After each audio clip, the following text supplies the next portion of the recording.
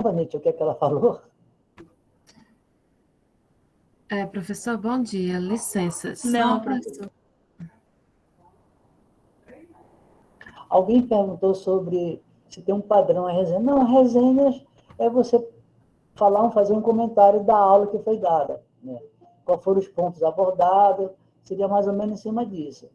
Não tem assim um padrão, né?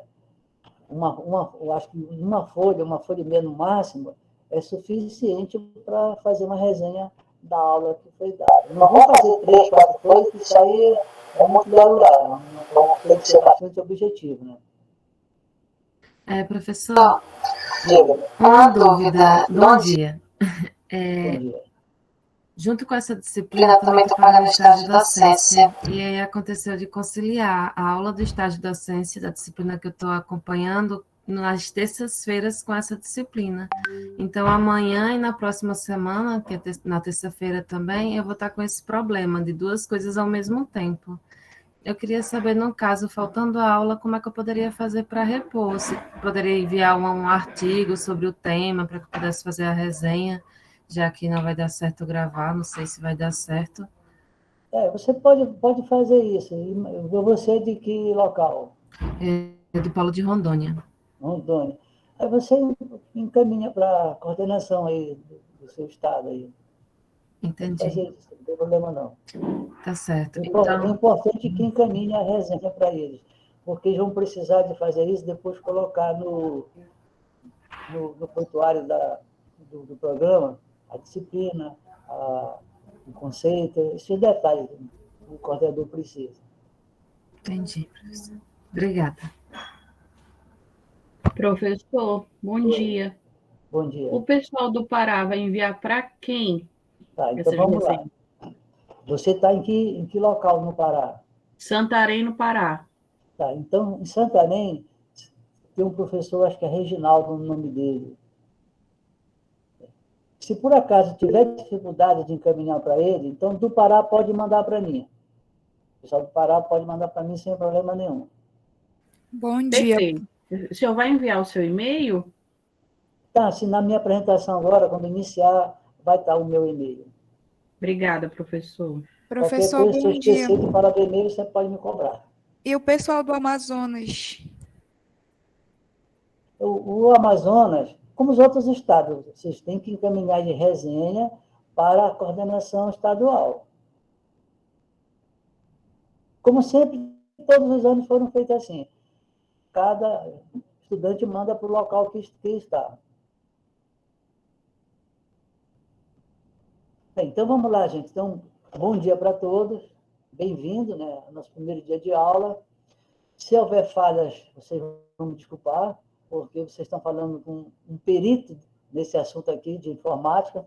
Então, se acontecer algumas falhas, eu espero que não ocorra. Até a minha colega que esteve aqui me deu a dica de como é que eu vou entrar. E eu estou procurando já o que eu tenho que fazer agora aqui para disponibilizar a tela para vocês.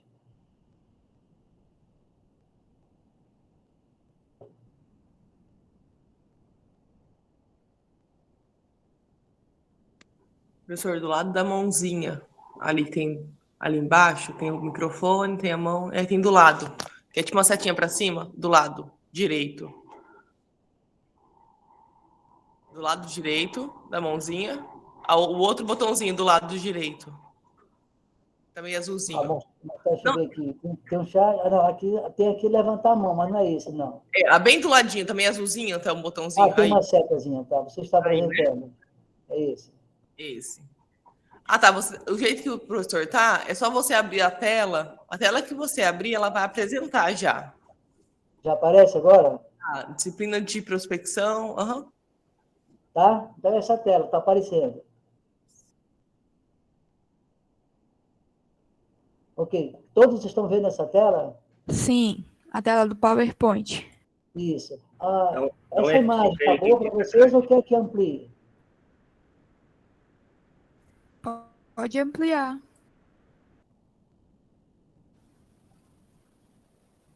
Agora?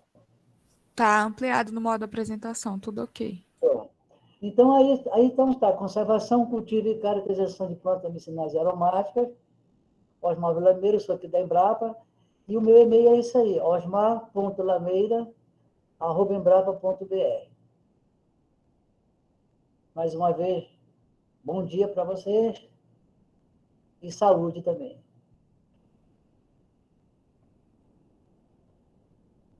Bem, quando a gente fala de conservação, caracterização, e aqui nós estamos na região amazônica, eu gosto sempre de mostrar essa tela, porque ela dá uma ideia do que é a Amazônia como um todo, embora a gente saiba que existe outros ecossistemas dentro da Amazônia diferentes desse que nós estamos vendo aí. Por exemplo, a floresta amazônica. Então, quem nunca viu uma floresta, às vezes até se assusta, principalmente quem não é aqui da região. Mas essa floresta, ela tem algo, não só manter as árvores, a vegetação que tem aí em pé, mas o que tem no interior dessa floresta. Então, quem é da região sabe a riqueza que nós temos e a gente precisa dessa preservação e conservação. São dois termos que a gente já vai definir para vocês. Mas imagine fazer conservação desses ambientes. Nós também temos esse tipo de ambiente dentro da Amazônia. Temos esse. E não é muito fácil você manter isso aí, porque são vários fatores que, às vezes, contribuem para a gente não fazer uma conservação correta. Claro, isso aqui talvez a gente não tenha aqui, sei lá, lá na Europa, mas quem mora no Chile, quem mora na Colômbia, nas fronteiras, não tem totalmente isso, mas um ambiente como esse, como conservar?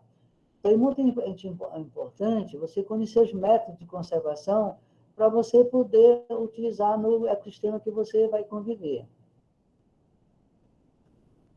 Aqui, nos Andes, né, a gente encontra muito isso, mas está começando a desaparecer. Está começando levemente a haver um derretimento dessa parte de gelo que nós temos. Muita gente acha que a Amazônia poderia um dia virar isso aqui, mas nós temos nos lençóis maranhenses, às vezes, algo semelhante. Então, ninguém vai dizer que a Amazônia vai virar um dia um deserto, né? Isso é muito difícil. Esses oásis que a gente pode encontrar. Mas, infelizmente, o que eu quis mostrar era para chegar nesse ponto aqui. Então, não é fácil você ter um controle sobre um ecossistema quando você tem esses problemas, né? A queimada, que tanto ocorre na vegetação de floresta, como na vegetação de caatinga, como na vegetação de cerrado, e assim por diante. Infelizmente, quando chega nesse estágio, é difícil, porque a gente não perde somente o que é possível ver, o que está em cima. Mas uma das maiores riquezas que a região amazônica tem é a região que nós chamamos de região microbiana. Eu sou agrônomo e quando eu converso com o engenheiro florestal, eu sempre digo assim, olha, o agrônomo, ele vê 3 formas de ambiente, de vegetação. O florestal vê aquilo, a árvore que tem que estar em pé. Então, quando você tem uma vegetação primária, uma floresta, ali embaixo tem outra. Justamente quando a gente derruba, queima, surge uma segunda vegetação, que nós chamamos de vegetação secundária. Mas uma grande riqueza é a microbiana. E, infelizmente, na região amazônica, ainda nós temos poucos especialistas com domínio desse assunto. Né? Então, se a gente for contar o número de pesquisadores, professores, que existe na região amazônica, voltada para estudo microbiano, ainda é muito pouco para o tamanho da área que nós temos. E essa riqueza que está aqui embaixo é que, às vezes, a gente perde. É muito comum dizer assim, os solos da região amazônica são pobres. Eu, particularmente, eu não concordo muito, porque eu digo assim, os solos da região amazônica não são pobres. Eles são suficientes para manter o que ele tem em pé.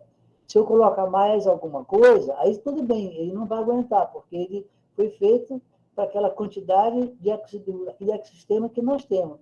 Então, dizer que é totalmente pobre, quer dizer, aquele ecossistema talvez não existisse. Mas é um conceito próprio de cada um. Como a gente está falando de plantas medicinais, então a história do uso das plantas medicinais já é conhecido pelos chineses há 5.000 a.C., pelos egípcios há 2.300 anos e o Brasil pelos jesuítas em 1783. E a primeira planta, a primeira espécie, na verdade, tratada nesse assunto foi pelos jesuítas, foi a Ipecacuanha, que já teve vários nomes, né? Primeiramente, ela começou com Cefaedes ipecacuanha, depois Psicotra, hoje já está como Carapichéia. Na língua espanhola é chamado de Poaya.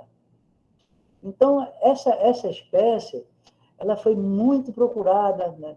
Houve muita exportação, tudo do extrativismo do Brasil. O Brasil já foi o maior exportador de raiz de peca para o mundo, e hoje não é mais.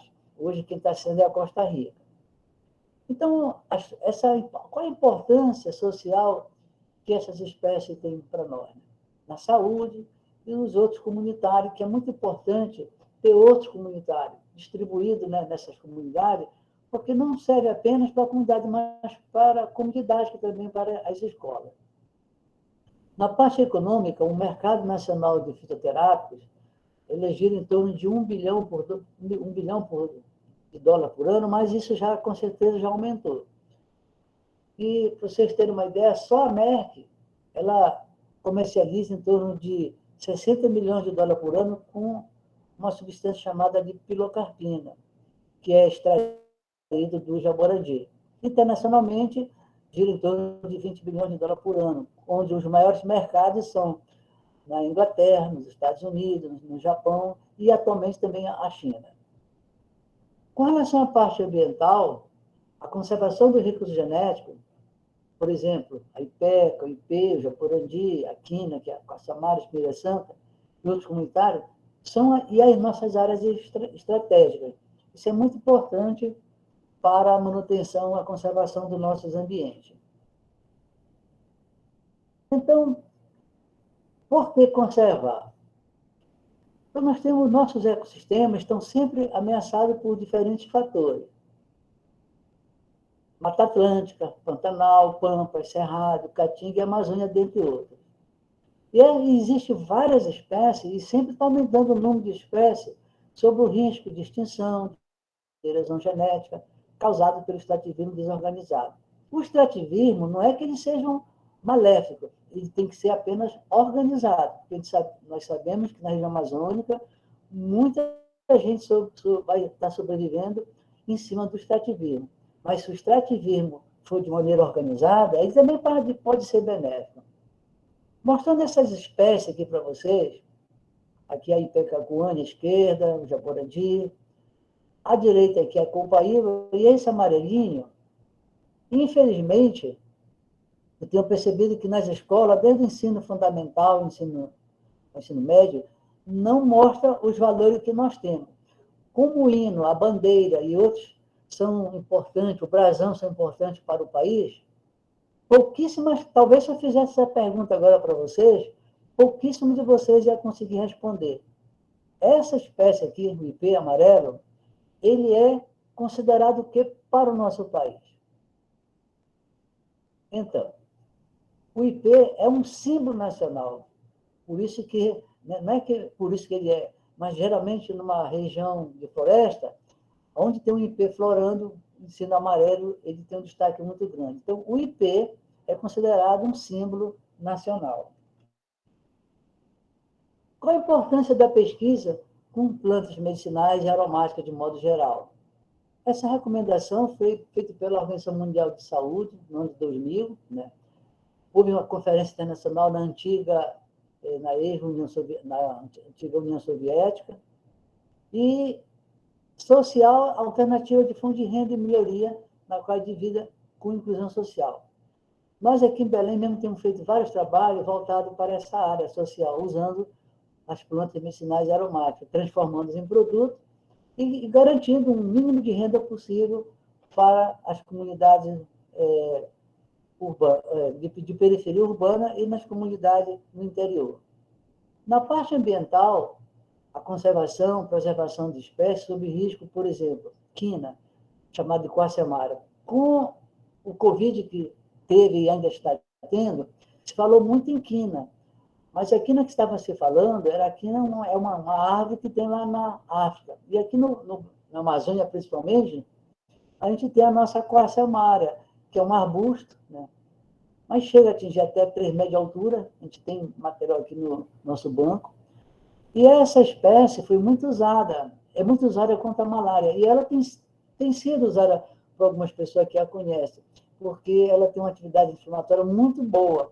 E isso dá uma segurança maior para a pessoa. Não é que ela vai combater nenhum tipo de Covid, de vírus nenhum. É que ela tem uma ação anti-inflamatória, então ela preserva mais essas partes vitais.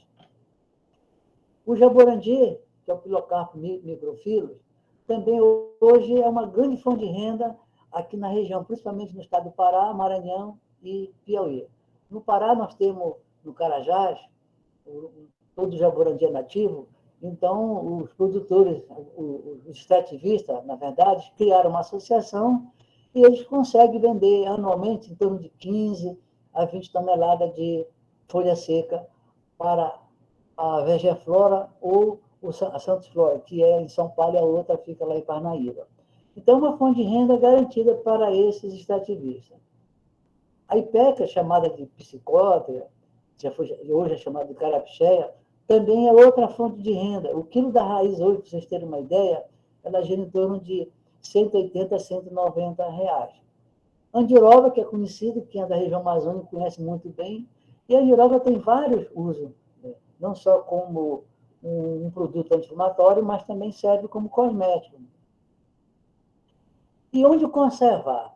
Então, nós temos os bancos ativos de hemoplasma, as coleções e os outros medicinais. Aqui nós temos à esquerda aqui a Quercus maria, aqui no centro um bag de jaborandi e à direita um bag de ipecacuana.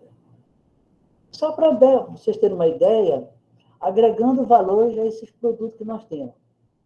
A emetina é uma das principais substâncias, é um alcaloide, sendo uma das principais substâncias dessa espécie. E foi a primeira planta brasileira de conhecimento indígena com comprovação científica. Para vocês terem uma ideia, hoje, principalmente na região de Mato Grosso e Rondônia, onde a gente encontra a maior quantidade de ipecacuanha. Nos outros estados, eu vou mostrar depois o mapa aqui, a maioria desses estados que tinha ipeca não existe mais. Então, o mercado atual, no conhecimento tradicional, 1 quilo de raiz varia de 80 até 160 reais, dependendo da época. Quanto mais seca a época, mais caro é o quilo da raiz. Quanto na época da chuva, ela então pode cair para esse valor aqui. Usando o conhecimento científico, só para vocês terem uma ideia, 1 quilo de raiz ele produz 1 litro de extrato fluido, que no mercado hoje está em torno de $150. Quem pode usar isso? O Brasil já foi exportador de raiz, hoje não é mais. O Brasil só pode exportar através do extrato fluido. Mas outros países, o que eles fazem? O estado de São Paulo, principalmente, compra raiz em Mato Grosso e Rondônia e comercializa, transforma em extrato fluido e comercializa nesse valor para os Estados Unidos, Canadá e a Europa de modo geral. 1 grama de emetina, que é uma das principais substâncias que nós temos na ipeca, que é emetina e cefalina, mas a emetina é uma das principais, ela custa hoje em torno de $60. Vejam bem, 1 quilo de raiz seca, ela produz em torno de 2 a 3% de emetina, que isso, no quilo de raiz, vai dar em torno aí de 20 a 30 gramas de emetina na extração, que vai variar, então, de $1.200 a $1.800. Então, vejam bem, o extrativista fica animado quando vende a sua raiz por R$160. O pequeno laboratório no Brasil transforma a raiz no extrato e vende por $150. E os norte-americanos e os europeus, usando mais um pouquinho de inteligência, conseguem, então, extrair a emetina e vender por esse preço aí. Para vocês terem uma ideia, um dos maiores importadores de raiz de ipeca hoje é principalmente a Bélgica. A Bélgica compra muita raiz de ipeca da Costa Rica. E lá na Costa Rica, a gente vai mostrar aqui os cultivos que eles possuem lá. O extrativismo em Paraupeba, no Pará, aqui tem uns cálculos que nós fizemos. O custo de extração de folha de jaborandi, uma equipe de 12 pessoas e 500 quilos de folhas coletadas, mais as despesas referentes à comercialização das folhas, vai gerar em torno de 13 mil reais. Uma receita bruta de 415.700. A receita líquida, não, desculpe aqui, a receita bruta é 15.750, esse 4 aqui não existe, não. A receita líquida, então, de 2.000, isso foi feito em 2003 pelo nosso colega, que é da área de economia, o Roma. Mas hoje, para vocês terem uma ideia, em agosto de 2020, o quilo da raiz folha seca custava R$19. No cultivo agronômico, em 1 hectare, você consegue colocar 62.500 plantas por hectare, diferente do extrativismo, que eles conseguem obter 15 toneladas, 16 e assim por diante. Uma planta, ela chega a produzir 250 gramas de folha seca. Então, fazendo um cálculo aqui de 15.625 quilos de folha seca, a esse valor de R$19, então nós vamos ter uma receita bruta de R$296 mil. Quais são as espécies que a gente conhece que por um hectare chega a esse valor? Então, é muito difícil encontrar uma espécie com esse valor. Então, tudo isso foi agregando o valor, o conhecimento científico. E, mais uma vez, a pilocarpina, saiu do jaborandi, que é usada contra o glaucoma, tem um movimento de cerca de 60 milhões de dólares por ano. Outras espécies, só para vocês terem uma ideia, óleo de copaíba. 1 litro de óleo hoje na nossa região, não sei como está no Amazonas, e lá no Acre, o Acre é um grande produtor de óleo de copaíba. Está em torno de R$130 com o coletor tradicional. O coletor tradicional ele não vende por menos desse valor aí.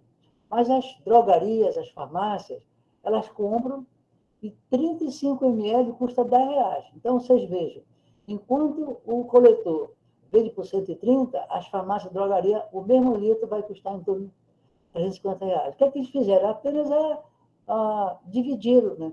Quanto mais divide o material, mais eles ganham. O óleo de andiroba também é outro exemplo. Aqui na nossa região, um produtor tradicional custa em torno de R$50 o litro. O mesmo procedimento nas farmácias e drogaria, 35 ml está em custo, está em torno de R$5, o que vai dar esse litro, na parte original, em torno de R$175. Então, vejam, quem ganha? Na verdade, quem ganha são os atravessadores e o que comercializa por último. Aqui, uma pomada anti-inflamatória que é feita com andiroba, copaíba e gordura vegetal. Comercializando um frasco de 50 gramas por R$15, fazendo todos esses cálculos aqui, 30 frascos vai dar em torno de 450, com um custo de 35%. Tirando isso, quer dizer, uma comunidade dessa, ela tem em torno de 65% de ganhos. O creme anticelulite, mais um exemplo, né?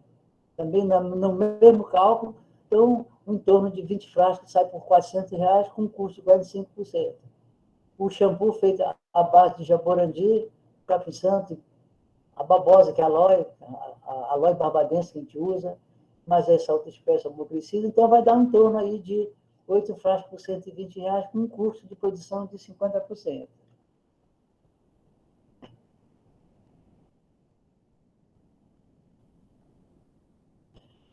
Uma outra coisa que é importante, quem trabalha com plantas, principalmente plantas medicinais e aromáticas, é a identificação da espécie. Então, aqui para vocês observem nesses 2 exemplos aqui na parte de cima. 2 aloe, uma sendo barbadense e a outra aloe vera. E, às vezes, as pessoas confundem. Chama tudo de babosa. Não, nós temos umas espécies diferentes. Essa aloe barbadense é muito usada na produção de cosméticos, no caso, shampoo. E a aloe vera, tradicionalmente, pela informação popular, ela tem uso medicinal. A mesma coisa acontece com a unha de gato. É unha de gato, mas tem um cara goianense, que é aqui da nossa região, e a Uncaria tormentosa, que é lá do Acre, e além da Uncaria gambi, com atividades diferentes, às vezes, uma da outra. Então, veja bem, aqui nós temos o mapa do Brasil. No nosso caso aqui específico, nós temos 3 espécies que a gente valoriza muito, que são o gemoplasma da Ipeca, que é esse que está na cor verde, o curauá na cor azul e o jaborandi na cor vermelha. A Ipeca, então, ela é muito predominante em Rondônia e principalmente em Mato Grosso. Alguns municípios do Mato Grosso já nem tem mais a Ipeca. Houve tanto derruba, queima, que perdeu o material. Lá na Bahia, em Caraí, tinha Ipeca. Ou não tem mais deles, mas nós mandamos material, uma moça fazer um trabalho de dissertação e estão cultivando em sistema agroflorestais. Nós tínhamos também no Espírito Santo. No Espírito Santo também não tem. Em Minas Gerais também não tem. E no Rio de Janeiro, eu tive no Rio de Janeiro há uns 5 anos atrás, ainda consegui fazer uma pequena coleta. Mas hoje a maior concentração dela realmente é em Rondônia e Mato Grosso. Aqui no Pará a gente só tem ela, mas em forma de coleções, em um banco ativo que nós temos. Fora isso, os outros estados já se perderam. A mesma coisa ocorre aqui com o curauá, na forma azul. Então, falam que tem curauá em Goiás, no Amazonas, mas só se levaram, porque nativamente a base dele é aqui no estado do Pará, principalmente na região de Santarém. E o jaborandi, ele está bem disperso aqui nos estados do Pará, principalmente na Serra do Carajás, lá em Paraupeba, no Maranhão. A própria Merck tinha 500 hectares de jaborandi cultivado lá em Barra do Corda, e hoje, devido à Vegeflora se instalar lá em Parnaíba, existe uma área também cultivada com jaborandi lá em Parnaíba, no Piauí. Bem, então a gente está falando de germoplasma. Então, o germoplasma tem vários conceitos. A gente colocou alguns para vocês apenas terem uma ideia. O germoplasma nada mais é do que a matéria onde se encontra um princípio que pode crescer e se desenvolver, segundo o Querol. Conservação. Então, as pessoas, às vezes, elas confundem conservação de preservação. A conservação, ela significa proteção de recursos naturais com utilização racional que garanta a sustentabilidade de sua existência para as futuras gerações. Então, conservação, eu conservo para me usar. Essa é a linguagem que a gente usa. Conservar é manter o material para ser usado. Na preservação, não. É para você nem tocar no material. Então, quer dizer, proteção integral, com intocabilidade para evitar perda de biodiversidade, espécie, ecossistema ou bioma, e para a perenidade dos recursos naturais. Essas informações estão nesse site aí. Quando muita gente, às vezes, fala assim de banco de germoplasma, na verdade, o nome correto é BAG, é o Banco Ativo de Germoplasma. Por que ativo? Porque se ele não for ativo, ele não está sendo usado. Então, para ser BAG, ele tem que estar sendo usado. Então, são unidades conservadoras de material genético de uso imediato ou com potencial uso futuro, onde não ocorre o descarte de excesso. Então, uma grande diferença, por exemplo, de banco ativo de germoplasma para coleção, observe o que diz coleção. São aquelas em que se elimina o que não interessa ao melhoramento genético. Então, a grande diferença entre um banco e uma coleção é que no banco tudo se mantém, e na coleção, aquilo que não interessa, então ele é descartado. E aqui nós temos exemplos de BAG, né? Nós temos aqui os BAG de várias culturas de pequeno porte, principalmente de grãos, soja, arroz, e amendoim e assim por diante. Nós temos aqui o de jaborandi e a coleção. Então, numa coleção, você tem uma diversidade muito grande de espécies, às vezes representada por uma população constituída de 2, 3 plantas, né? E assim por diante. E você tem uma coleção de diferentes formatos, coleção com espécies que toleram sombreamento ou não. Então, mais ou menos é isso. É um BAG, uma coleção. A maioria das pessoas, das instituições, elas possuem coleção. Um BAG é mais um pouco diferenciado. Um BAG você tem que fazer todo um trabalho de identificação, de caracterização, de avaliação. E o BAG geralmente é formado pode ser pela mesma espécie, mas as espécies são formadas através de população, são procedências diferentes.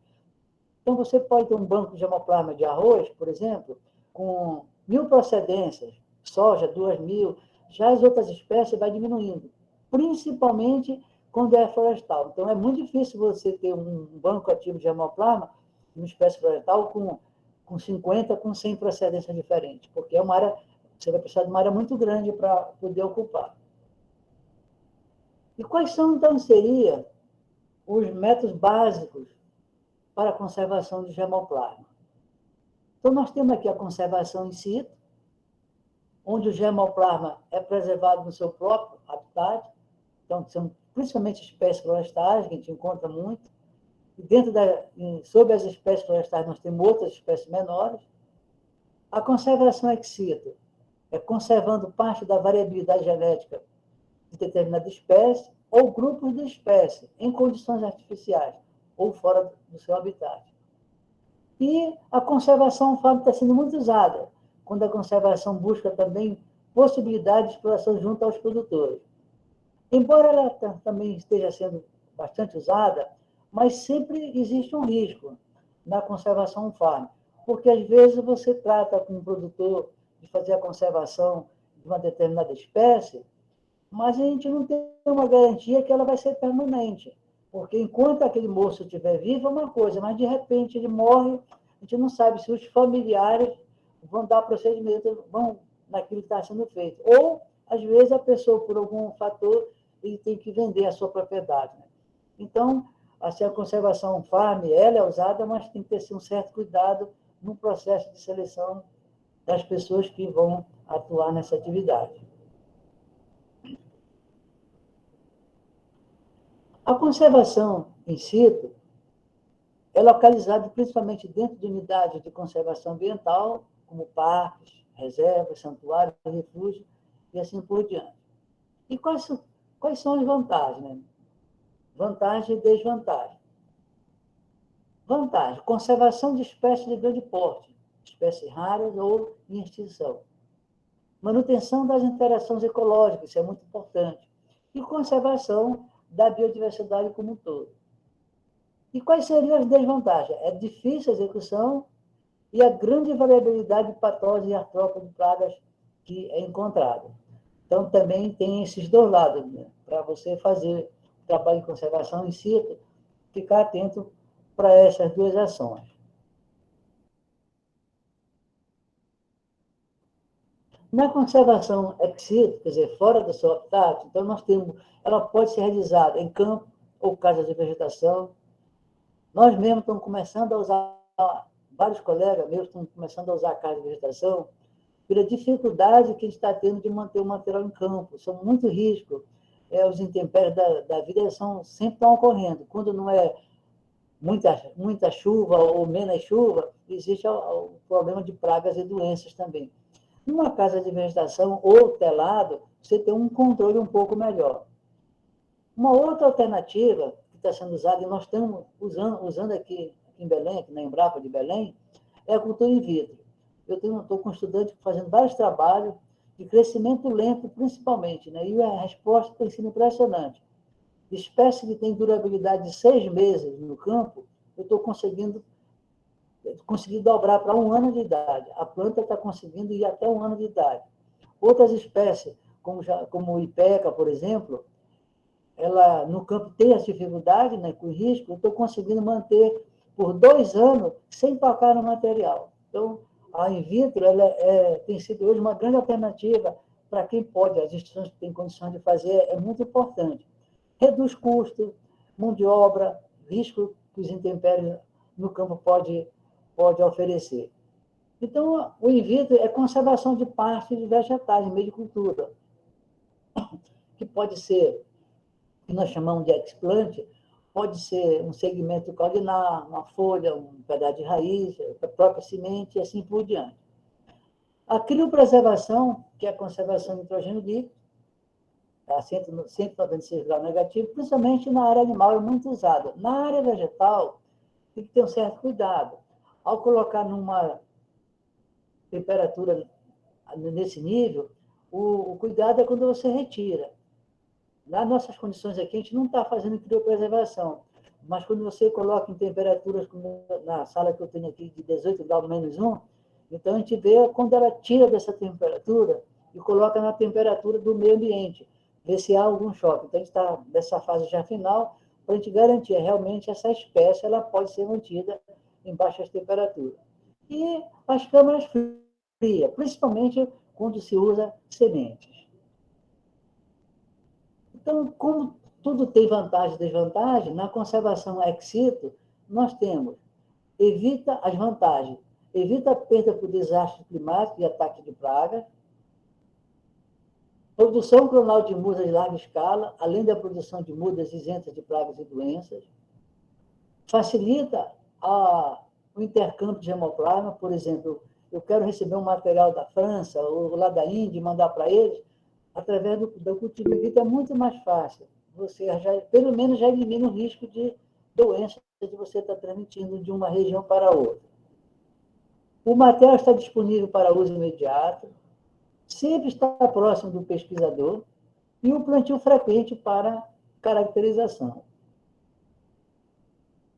Dentre as desvantagens são os custos. O maior custo para a manutenção, e, logicamente, quando você vai montar a infraestrutura. Você vai construir um laboratório, tem um determinado valor, apesar que a gente já fez uns cálculos aqui que mostra que a estação de um laboratório ele é inversamente proporcional ao tempo. À medida que o tempo passa, o laboratório vai diminuir o custo, porque você já fez todas as instalações físicas, já foram feitas, equipamentos e assim por diante. E o risco de perda por ataque de pragas e doenças.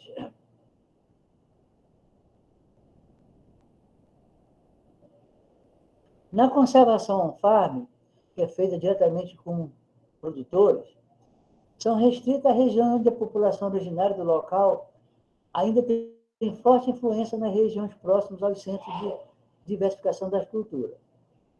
O mais próximo exemplo conhecido dessa unidade é o executado pelos índios peruanos da região andina com a batata. Então, a nossa batata que a gente conhece, então, foi sempre conservada e preservada, principalmente conservada pelos índios peruanos. Nesta região tem-se atualmente até feiras de troca de semente. Isso é muito importante. No Brasil, a conservação de cupaibeira pelos índios apiacás, aí da região do Mato Grosso, no alto do rio Tapajós, e andirobeira na ilha de Cumbu, aqui no Pará, pelos ribeirinhos. Então, são dois exemplos bastante interessantes que essa conservação vem sendo feita por essas comunidades. Os bancos de bases. Quais são as vantagens? A propagação utilizando técnico triticida pode ser um valioso instrumento na produção clonal de mudas de larga escala, além da produção de mudas isentas de pragas e doenças. Quais são as desvantagens? É os investimentos, como já falei anteriormente, elevados em termos de infraestrutura. Então, dentro daquelas vantagens, evita a perda por desastres climáticos e ataque de pragas. O banco de base, como exemplo, nós temos aqui o banco de semente. Isso é muito feito atualmente na Embrapa. E da Embrapa nós temos um material nosso já conservado lá num banco na Europa, onde fica temperatura com em torno de 20 graus negativos e grande parte de várias espécies do Brasil já foram conservadas por esse banco, que é lá na Noruega. Pois bem, então, o banco de semente é longevidade e a conservação. As sementes ortodoxas são tolerantes ao ressecamento e armazenamento por longos períodos, por exemplo, cereais e leguminosas principalmente. Consegue ficar a baixa umidade de 4% a 6% e temperaturas ao redor de 18 graus negativos. Já as sementes recalcitrantes, como coco e abacate, a conservação é a curto prazo, não tolera ressecamento, sem perda da viabilidade. E as intermediárias, como exemplo, semente de papai, que é mamão, café, cacau, a conservação é a médio prazo, tolerando desertização até 10% de umidade, mas não exposição a baixa temperatura quando estão secas. Nós temos até um exemplo, a semente de andiroba é considerada como recalcitrante. E a gente conseguiu colocar numa temperatura de 7 graus, mais ou menos, em geladeira, e ela conseguiu sobreviver. Pelo menos ficou uns 20 dias a nível de conservação. Logicamente que a gente não vai fazer conservação dessas sementes dentro de geladeira, mas só para mostrar que era possível também. E quais são os fatores que influenciam na longevidade do armazenamento? Persistência de estruturas florais envoltórias, efeito inibitório do crescimento de fungos, envoltórios duros e impermeáveis, conteúdo de água, temperatura e tamanho e forma de maturidade. Na conservação de semente, que é um dos métodos mais utilizados, existe também uma desvantagem. Algumas espécies não produzem semente, por exemplo, a banana. Às vezes a gente diz assim, mas tem semente na banana? Para o caso aqui, não é considerado. Sementes que possuem genótipos estéreis e sementes ortodoxas, como exemplo, a maçã, a cana-de-açúcar e a mandioca. E sementes recalcitrantes, como o coqueiro, a manga e o abacate.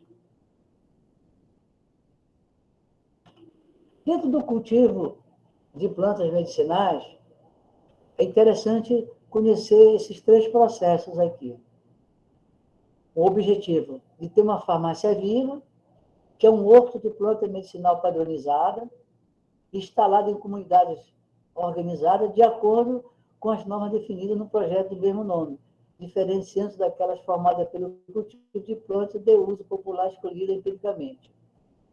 Então, existem vários nomes, o pessoal chama de farmácia viva, farmácia nativa, então tem que ter muito cuidado com esses termos. Já a farmácia caseira, na verdade, eu acho que todo mundo deveria ter sua farmácia caseira. A farmácia caseira, na verdade, algo pequeno que você... Algumas espécies você pode ter conservar, né, justamente para quando houver necessidade de usar. No caso de plantas medicinais, geralmente a gente adoece, geralmente no domingo de madrugada. E procurar uma UPA ou um posto médico é complicado. Então, ter aquelas espécies principais para problemas de doenças comumente que ocorrem, como diarreias, tosse e assim por diante, então uma farmácia caseira é muito importante. É parte de um vegetal identificado sob secagem e armazenamento em condições caseiras. Já a farmácia nativa, tem gente que confunde esse termo nativo. Às vezes eu já encontrei farmácia nativa com plantas lá do Mediterrâneo. Então, farmácia nativa está dizendo, é horto de planta medicinal formado por espécies nativas da região. Então, se eu tenho espécies de fora da minha região, já não posso dizer que é nativa. Aqui nós temos exemplos de diferentes tipos de horto. Horto de plantas medicinais, espécies de porte baixo. Principalmente as espécies que não toleram sombreamento. Espécies de porte alto e médio. Aqui na Embrapa, nosso horto de plantas medicinais realmente é um pouco diferenciado de muitos que tem espalhado nesse Brasil. As nossas espécies, vocês podem ver pelas imagens, como exemplo aqui da sucuba, que é uma euforbiácea, a andirobeira está até baixa aqui nesse caso, além do jabondiajiru. Então, nós temos espécies de pequeno porte a grande porte dentro do nosso horto. Aqui no nosso horto em Belém, nós temos cerca de 200 espécies entre plantas medicinais e aromáticas.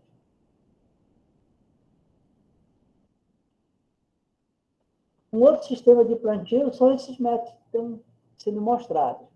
Canteiro sob tela, forma de sacola, que é bastante usado. Canteiro sobre árvores, essa planta que está aí, essa espécie, é a Ipecacuana, sobre plantas de bacurizeiro. Isso aqui num município aqui no Nordeste Paraense, onde a Bolsa cultiva a Ipeca sob essas condições. Pode ser em vasos, né, em covas e também em canteiros a pleno sol. Desenvolvimento de mudas. Vocês observem que, às vezes, o substrato tem que ter uma influência muito grande. Então, nós podemos ver essa espécie aqui na areia, na casca de arroz e no Plantimax. A diferença. O Plantimax, na verdade, é um substrato orgânico, feito com material, principalmente feito de eucalipto, pinos e assim por diante. Na casca de arroz tem um pouco de matéria orgânica, ela respondeu. Na areia, a gente pode ver, então, o resultado.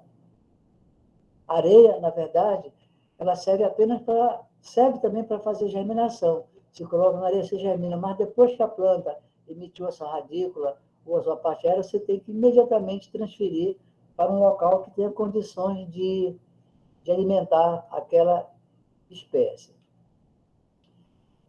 Aqui uma diferença que a gente percebe, realmente se fala muito na literatura, diferença entre o esterco bovino e o esterco avícola.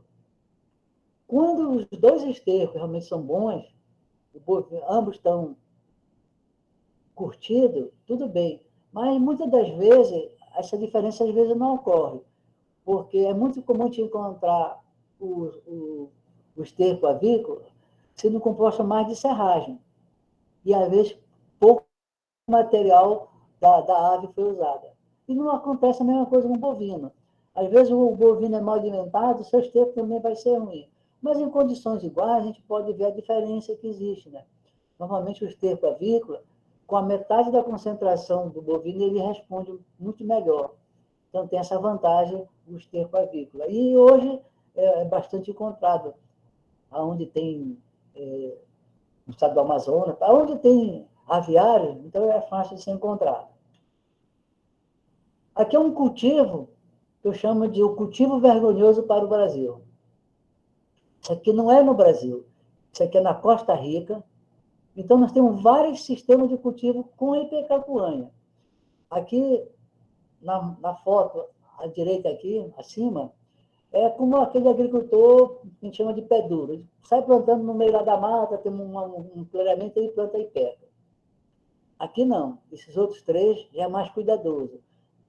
Então, o que é que ocorre? Na Costa Rica, como eles estão afastados da linha do Equador, eles pegam a mata e apenas fazem tipo um círculo.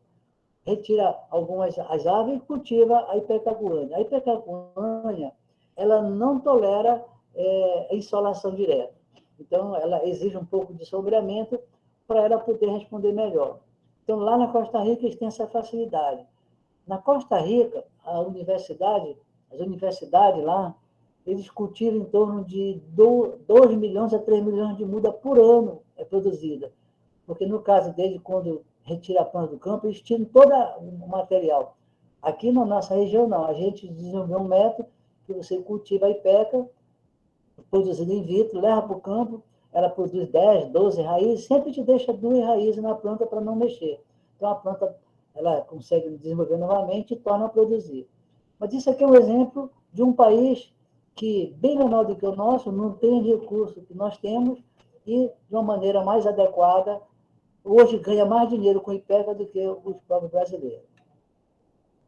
Aqui é um cultivo que nós chamamos de capim-santo, capim-limão.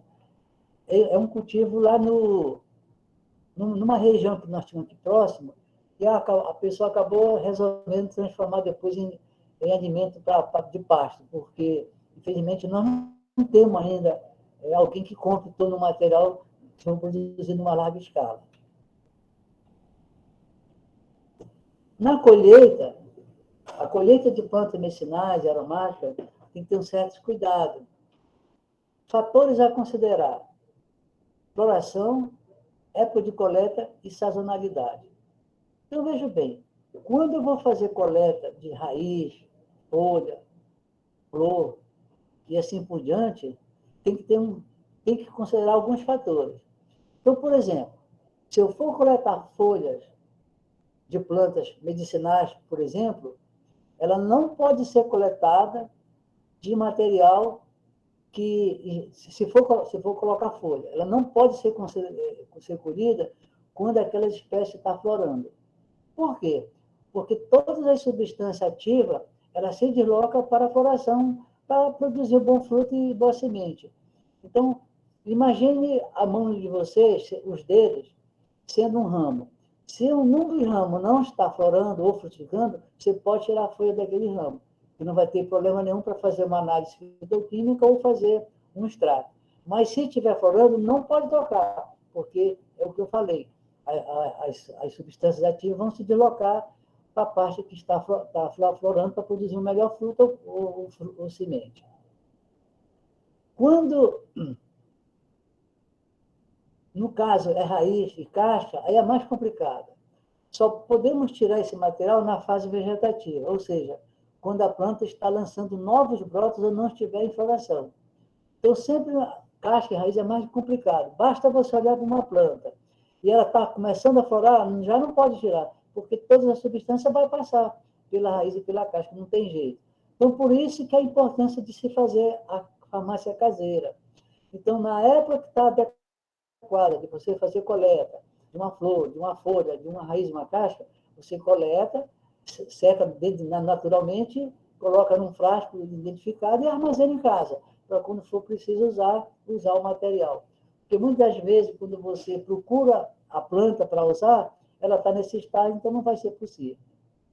Já a secagem, são outros fatores também a considerar. O órgão da planta, tipo de secador, se natural ou artificial, e a temperatura que vai variar. Se for, por exemplo, plantas aromáticas, tem que ser abaixo de 40 graus. Se for medicinal, até 40, 50 graus, ela consegue. E se for raiz e caule, até 60 graus. A mesma situação no caso de armazenagem. Os fatores principais a ser considerados é a embalagem, o local e a possibilidade de ocorrência de pragas. Então, nós temos alguns exemplos. Um setor de bandejas com fundo de sombrite. Aqui em cima, na parte direita, isso aqui foi feito dentro de uma penitenciária. Nós instalamos horto de plantas medicinais em penitenciária e nós fazíamos coleta e secávamos aqui para uso pelos internos. Um outro tipo de secagem através de secagem de papel e esse aqui com bandejas, com posto de sombrite. Um outro secador que é muito usado em pequenas comunidades é o secador caseiro através dessas caixas de isopor. Então, tem a caixa, as dimensões, então, isso tudo aqui é possível, então, se fazer uma caixa de isopor, também um secador caseiro. Armazenagem. Essa imagem, infelizmente, não é aqui na região amazônica. Isso aqui é lá do Paraná. Então, isso aqui é o pessoal trabalhando com camomila, então eles estão nesse estágio aqui. Infelizmente, aqui no Pará, pelo menos no Pará, o que eu conheço na região amazônica, se alguém souber que existe um tipo de armazenagem desse tipo, poderia até informar. Mas, infelizmente, a gente não conhece na Amazônia ainda esse tipo de armazenagem. Uma outra forma é a coleta de material para você conservar e utilizar. Aqui um exemplo da coleta do óleo resina de copaíba. Então, antigamente, era muito feito dessa forma. Pegava-se machado, cortava a árvore e tirava o óleo. Dessa forma aqui. Outras vezes se usava o trago, mas depois o homem começou a usar a motosserra. Então, a gente sabe de que ocorre em algumas regiões no Brasil, aqui na Amazônia, que as pessoas, às vezes, usam a motosserra para derrubar a árvore para poder fazer coleta do óleo. Nós desenvolvemos, então, uma técnica para evitar isso. Coleta óleo resina de copaíba, então, o trado era um procedimento usado, conhecido. Então, nós pegamos o ajeitado, continuamos usando ele, só que a gente hoje, numa copaibeira, nós fazemos 2 furos, sempre a nível de acordo com o coletor. Então, a gente faz 2 furos. Em ambos os furos se coloca um tubo PVC com auxílio de uma rosca. Então, a gente só vai fazer esse furo uma vez só. Quer dizer, hoje, os extrativistas, ele fura aqui nessa região, fura aqui desse lado, do outro, lá para trás, assim por diante. Então, a área é toda furada. Nesse procedimento, não. É como se fosse uma lata de óleo. Uma lata de óleo, você tem que dar 2 furos para que reduza a pressão e você consiga tirar o óleo de uma maneira mais fácil. A mesma coisa aqui. Então, nesse procedimento aqui, o que é que nós fazemos? Tem esse furo, é nesse aqui que a gente vai tirar a rosca e coletar o óleo. Aqui são exemplos de óleo de espécie diferente, mas a gente já sabe que não é a cor que diferencia as espécies. Na verdade, o que diferencia é uma análise fitoquímica ou então a avaliação das cascas dessas árvores. Uma outra maneira para mostrar, né, que muitos produtos naturais têm esse uso. Isso aqui é um exemplo de um óleo de copaíba dessas espécies, a Duque da reticulada. Comparando com o fungicida, vocês podem observar que o óleo foi muito mais eficiente. Isso aqui foi trabalho de 2 dissertações de estudantes nossos que desenvolveram com óleo de copaíba. Aqui em diferentes concentrações e o tipo de fungo que ocorria o fungo que foi testado. Esse aqui eu sempre gosto de mostrar, porque o uso veterinário é muito usado hoje com produtos naturais.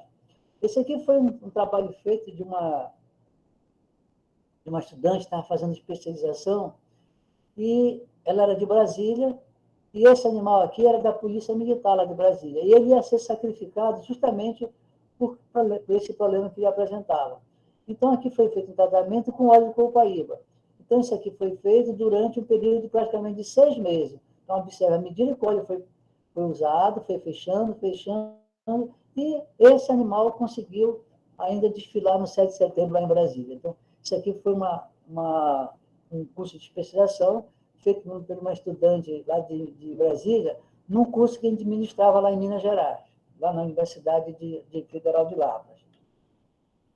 Bem, o óleo de andiroba, todo o Amazonas sabe como que é feito, e, infelizmente, as nossas comunidades são pequenas informações que poderiam ser repassadas para essas extratoras e melhorar.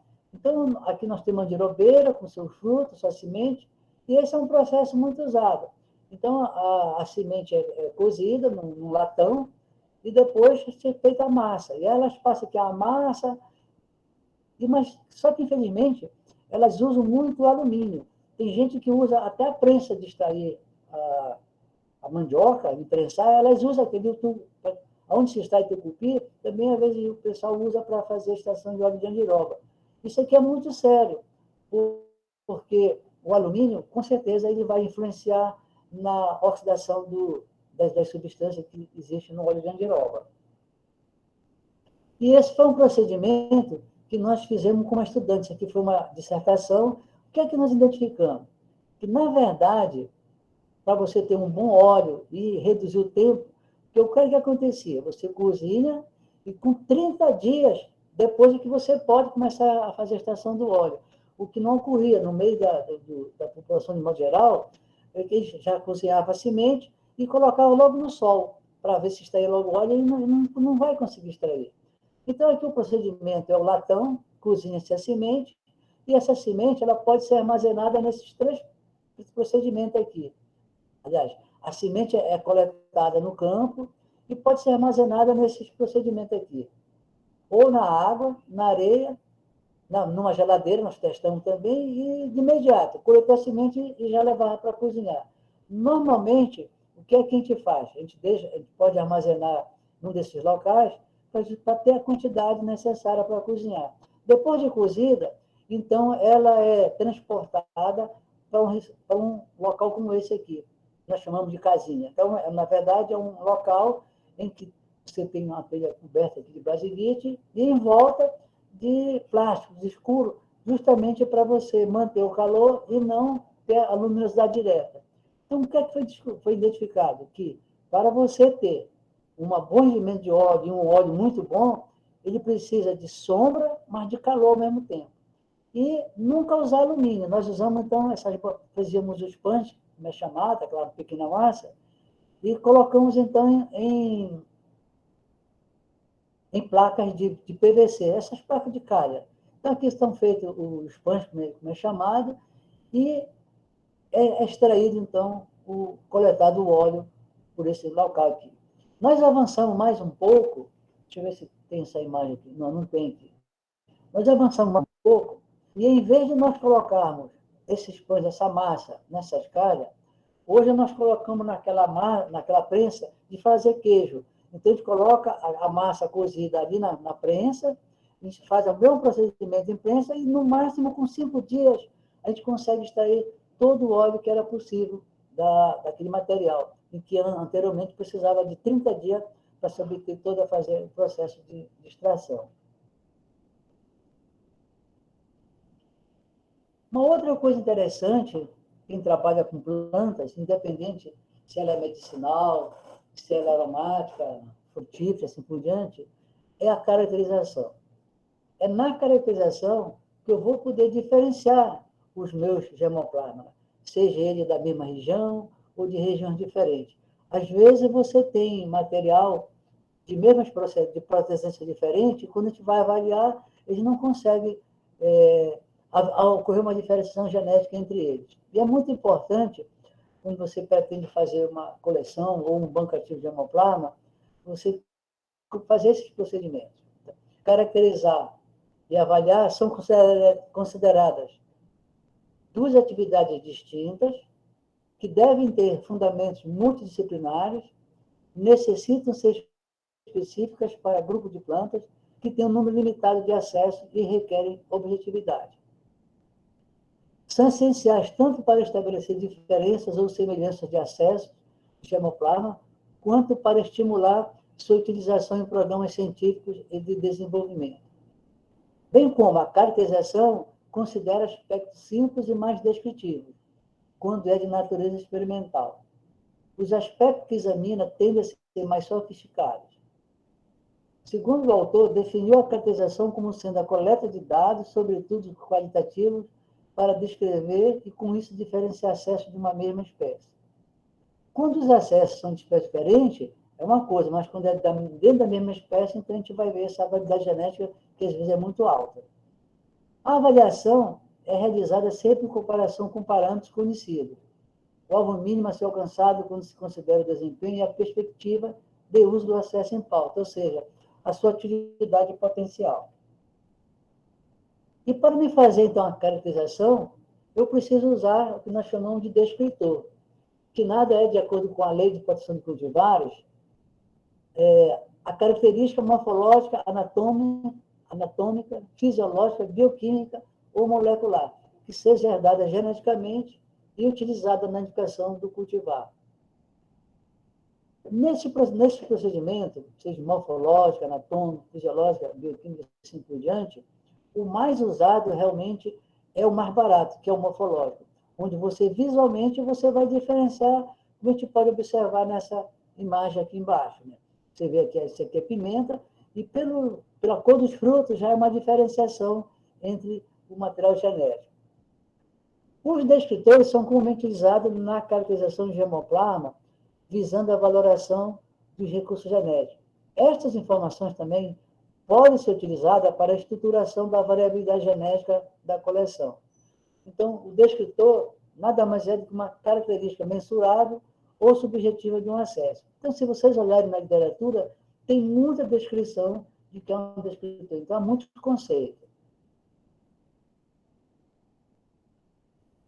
Os descritores também podem ser agrupados na forma de listas, para cada espécie, em particular, e são aferidos através do estado do descritor, ou seja, as categorias reconhecidas como válida para aquele descritor.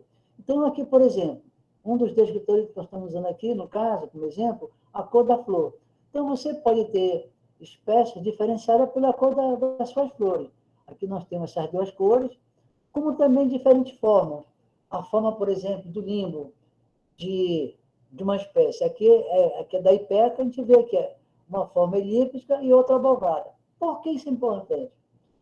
Porque quando você desenvolve um germoplasma, você faz todas essas avaliações, aí dependendo do interesse, se é fitoquímico, ou se é rendimento de folha, de raiz, de casca, assim por diante, é interessante conhecer isso.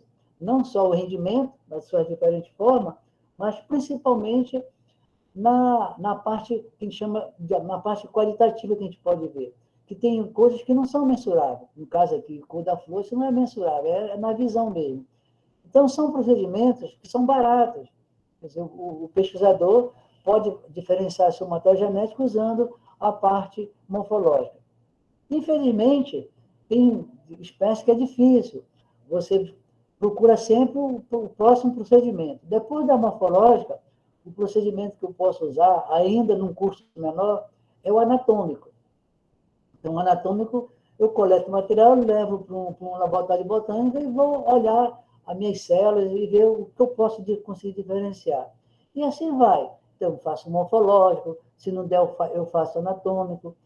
quando não é possível, eu vou fazer o fisiológico, por fitoquímico, quando é planta medicinal, e molecular, quando realmente a gente não consegue, de nenhuma forma, diferenciar esse germoplasma. Aí o molecular é usado. Tanto é que, quando a parte molecular surgiu, todo mundo começou a usar o molecular, só que o molecular tem as suas vantagens, né? E a desvantagem, principalmente, é o investimento que é alto. Nem todo mundo tem um laboratório apropriado para fazer esse tipo de trabalho. E o custo também, que é bastante alto. Eu lembro que o meu professor de genética, quando eu fiz minha pós-graduação, ele sempre me dizia: Osmar, sempre a gente começa pelo barato. Quando o barato não dá jeito, a gente vai usando as outras técnicas. Mas se você pode diferenciar o seu material genético no próprio campo, sem usar nenhum outro método, passa de visual, diferenciou, ele vai servir.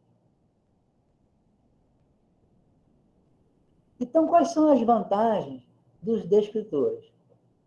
Facilitar e uniformizar as atividades de caracterização, identificar os acessos com as características desejadas para a sua utilização no melhoramento de plantas e possibilitar a diferenciação entre acessos de uma mesma planta.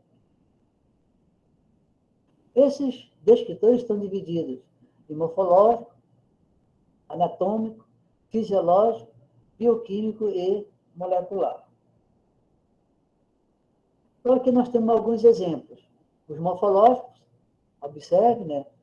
A folha, os frutos, não tem como não conseguir diferenciar através desse procedimento quando é possível. O outro é o anatômico, aí já é uma parte um pouco mais... a gente precisa de algum tipo de material para ser usado, algum conhecimento. Isso aqui é feito em laboratório de botânica. O fisiológico pode ser feito dessa forma, e a gente vai mostrar uma outra maneira também, que nós usamos muito aqui no nosso horto, que é o estudo de fenologia. Então, o estudo de fenologia ajuda muito a gente também diferenciar os nossos germoplasmas. O fitoquímico, usado principalmente para plantas medicinais, né? Claro, plantas aromáticas também é usado, e os moleculares. No caso do descritor morfológico, tradicionalmente os melhoristas têm utilizado descritores morfológicos para o registro e lançamento de novas variedades. Então, qual é a vantagem? O fitotecnista ele sempre prefere material uniforme, o mesmo material, sem variedade genética. Já o melhorista, não. Há uma necessidade de se ter numa coleção, num banco de germoplasma, essa diferenciação genética para que o melhorista possa fazer o seu trabalho e depois indicar qual daqueles materiais, qual daquele germoplasma que está sendo avaliado, para indicar realmente aquele que tem maior tendência, seja na produção, na produtividade ou na resistência para algum fitopatógeno e assim por diante.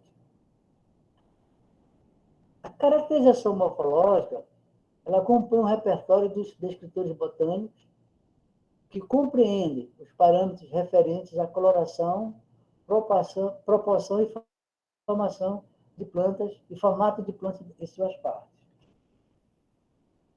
Os descritores morfológicos são exigidos para o registro e produção das cultivares, que são definidos pelo Serviço Nacional de Produção de Cultivares do Ministério da Agricultura.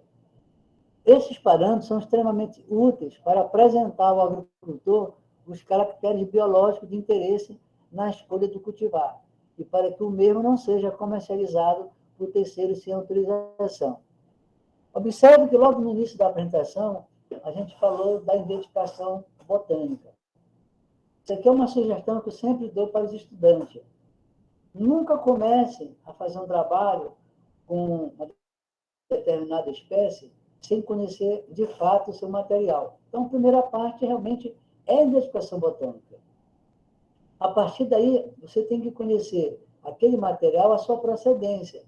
Esse material foi coletado onde? Em que local? Sob que condições? Porque você pode ter uma espécie coletada, por exemplo, lá no Mato Grosso, e ela tem um comportamento diferente lá em Rondônia, lá no Amapá, lá em Roraima, lá no Amazonas, aqui no Pará. Às vezes, o ambiente já altera, principalmente quando você trabalha com altitude. Você pode, às vezes, ter um material encontrado numa altitude, uma determinada altitude, vamos dar um exemplo de 1.000 metros, de repente você traz esse material com uma altitude mais baixa, de 30 metros, 50 metros a nível do mar, o que vai acontecer? Pode ser que esse seu material tenha influência.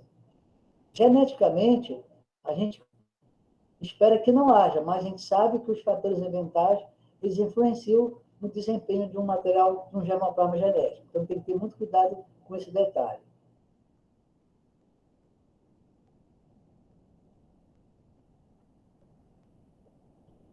Os descritores morfológicos apresentam vantagens como o baixo custo e facilidade na avaliação. É o que a gente falou anteriormente, né? Esse sempre é o mais recomendável. A gente conseguiu, agora, para vocês terem uma ideia, de encontrar numa espécie de copaibeira, chamada Copaífera reticulata, 7 morfotipos. Significa isso? Que dentro da mesma espécie tem 7 tipos diferentes. Ah, quem diferenciou? Foi a cor do óleo? Não, tem nada a ver com a cor do óleo. Houve-se na parte fitoquímica, nós fizemos principalmente a parte morfológica, que foi as cascas, esses morfotipos têm casca diferente. Então, foi avaliado vários itens dentro dessa ferramenta que nós usamos, desse material que foi avaliado, que foi as cascas. Então, casca mais fina, mais grossa, com mais células, menos células, coloração. E a parte fitoquímica realmente foi altamente importante, porque cada espécie ela tem o seu marcador fitoquímico. E nessas espécies que nós trabalhamos, então, dentro do mesmo material, a gente conseguiu observar que existia uma determinada substância ativa, no outro tinha menor proporção diferenciada. Então, por isso que é importante, quando você não consegue identificar na maneira mais simples, você parte para a finalidade principal, ou fitoquímico ou molecular. No nosso caso, a morfologia foi suficiente, mas para ter certeza, ainda fizemos também um trabalho com a parte fitoquímica. E para vocês terem uma ideia, nós temos só na região amazônica, aliás, só que na Amazônia temos de 15 espécies de copaibeira. Então, a copaibeira lá do Acre é diferente da nossa aqui do Amazonas e diferente do Pará. No Pará, as 3 mais representativas é a Duque, a Reticulata e a Marte. Já na região de Cerrado, é a Landsdorff. Lá no Amazonas é a Guanense, tem mais uma outra que não lembro agora aqui o nome. Mas, então, existe diferença muito acentuada entre essas espécies. E dentro da espécie, por coincidência também, nós temos o que nós chamamos de morfotipo. E quanto a outras espécies, também não tem tipos diferentes. Por isso que o agricultor ele não chama de espécie, ele chama de tipo. Olha, esse tipo é diferente do outro, né? Quer dizer, o agricultor, sem entender de genética, mas ele já tinha uma ideia de como é que ele diferenciava um material de outro. Pois bem, então a descrição morfológica são ferramentas importantes de grande aplicabilidade para a maioria das espécies vegetais, no que diz respeito à caracterização e estudo de diversidade genética, além de não exigir laboratórios especializados de alto custo. Contudo, apresenta também limitações, especialmente na distinção do genótipo, a subjetividade na avaliação e o fato de serem influenciados pelo ambiente. Então, aqui nós temos descritores morfológicos do jaborandi, cor da folha do jaborandi. Então, eu tenho 3 acessos, ou seja, 3 matérias de procedência diferente, chamado de Merck. Então, eu tenho o Merck 3 e o Bonal 3. Os 2 Merck, eles foram coletados lá em Barra do Corda, no Maranhão. E esse Bonal 3 foi coletado aqui no município chamado de Conceição do Araguaia. Então, observe que são diferentes. E, por coincidência, o que é que nós também identificamos? Vamos pegar aqui esse Bonal 3. Quando você coloca o material, cultiva ele é multiplicado por semente. Então, dentro desse próprio material aqui, dessa espécie, desse próprio acesso, dentro do próprio acesso nós vamos encontrar uma variabilidade genética muito grande. E aí uma maneira de corrigir isso seria a cultura in vitro, fazer a multiplicação do material identificado com maior teor de pilocarpina e assim por diante. Ou através de enxertia. Então, nós conseguimos fazer enxertia de garfagem invertida com jaborandi. Como é que a gente faz isso? A gente coleta a semente, produz a muda, e da própria planta que nós coletamos a semente, da mesma planta, não é das outros materiais, da mesma planta, você tira as estacas e faz a sua enxertia. O pegamento é em torno de 100%, aí você consegue manter a genética que nós tínhamos no início, porque se deixar por semente, a variabilidade vai ser muito grande.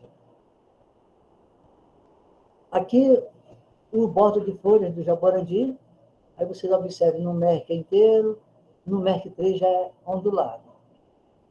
Por que eu chamo de MERC e MERC 3? Porque foram coletados em locais diferentes, mas tudo dentro lá da fazenda da MERC, lá em Barra do Corvo.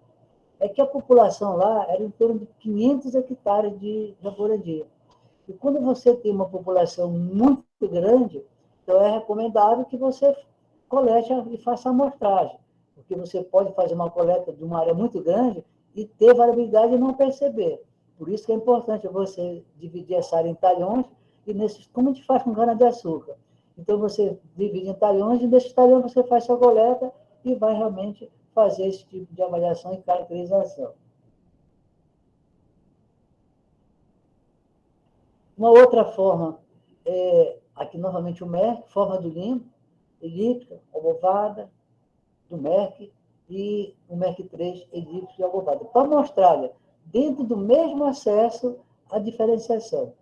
Então, isso foi possível observar através da morfologia, quer dizer, um processo visual. Você não vai gastar nada para identificar.